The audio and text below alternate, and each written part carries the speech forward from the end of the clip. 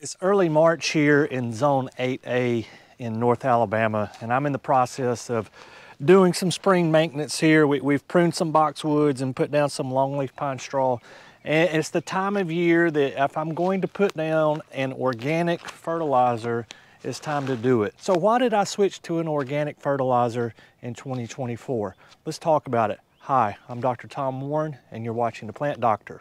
Let's get started. So before we get into the reasoning of why I swapped over to an organic fertilizer, let's talk about what's in this organic fertilizer. What are the benefits of using an organic versus using a traditional fertilizer prill? So if we look at the bag here, this is 4% nitrogen, 3% phosphorus, 4% potassium. It's got some calcium in it. It's got some magnesium in it, 5% calcium, 1% magnesium, and this actually has 5% sulfur in it as well. This is actually made for hollies, like you see over here on my left-hand side. And so what sulfur does is bacteria feed on it in the soil, and there's hydrogen ions that are released, and those hydrogen ions actually lower the pH of the soil, and hollies love a lower pH. My pH here, I've tested it, I'm around 6.5 or so. I can bring it down a little bit more. These hollies might be a little bit more happier that way, but that's why the sulfur is in the bag.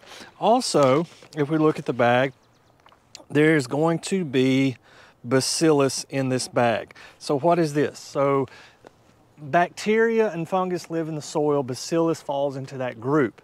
And what they do is they help with decomposition. So decomposition is actually going to provide plants with nutrients. As things decompose, they're releasing that nitrogen, they're releasing phosphorus, they're releasing potassium, and plants can absorb that to their benefit. And that's how organic fertilizers work. They rely on decomposition. So this is kind of a 2-for-1 banger here, if you will. So we've got all our nutrients in here. We've got our NPK and some other supplemental nutrients.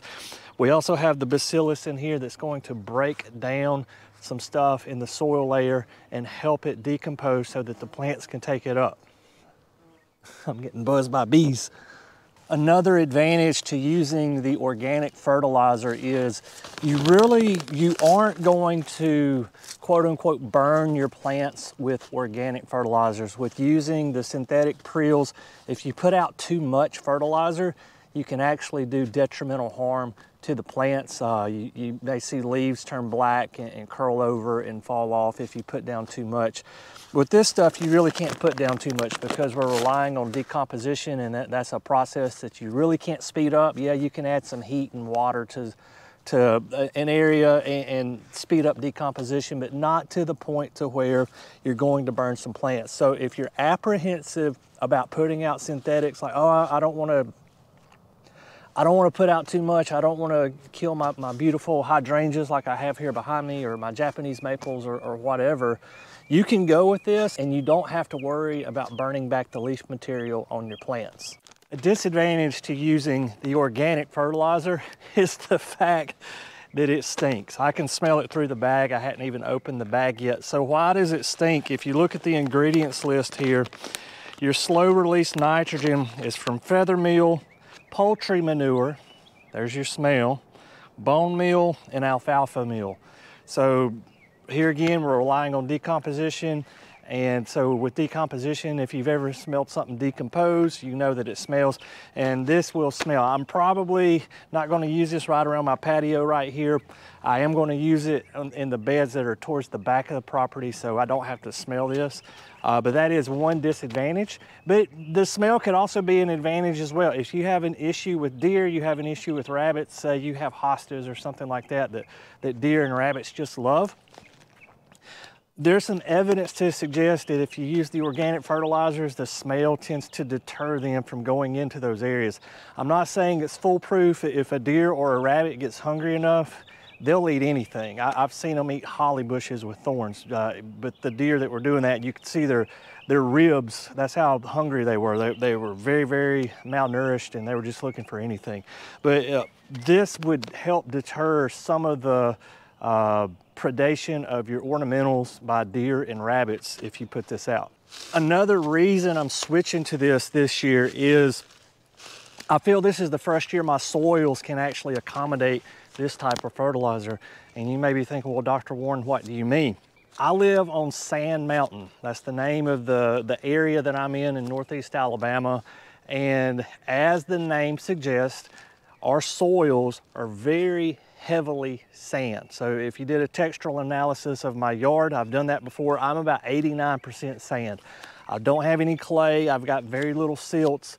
It's sandy soil, and nutrients leach readily through there, and also the bacterial colonies, they're not as prevalent in sandy soils as they are in like silty or more clay soils. So I was really hesitant to use this until I did this. So what I've been doing for the past 7 years, I've been alternating in these beds, piling up pine straw and leaves. So in the spring, this time of year, we're putting out pine straw, and then as the leaves fall, the leaves that fall on the turf, I blow them up in the bed, and then the next spring we put pine straw back on top, and I've been doing that for like 7 or 8 years now, and now I have a nice thick layer of decomposed topsoil on top of that sand, and that's where those bacteria really thrive. I know I've got a healthy colony of bacteria and fungus that are beneficial to these plants built up in that organic layer, and adding this is only going to supplement what those bacteria and fungus can provide to these plants. So how do we put this out? You don't have to be real scientific about this at all. So all we need to do is open the bag. And the consistency of this stuff is about like you would think. It's you can tell it's got meal in it. It's byproducts from millage. And I'm seeing some dehydrated like fecal material in here as well. And so you just take this and you just throw it out. That's all there is to it. And so also remember, we've got those bacillus colonies in here. We're adding that to the soil. I already know there's some in this material because I've had this area going, alternating between pine straw and leaves for several years. So here again, we're just adding to what's already here. And you can just sling it out. If I did that with traditional fertilizer preels, I had a lot laying around these daylilies right here. I may burn those daylilies back. I don't have to worry about burning back my material with this particular fertilizer.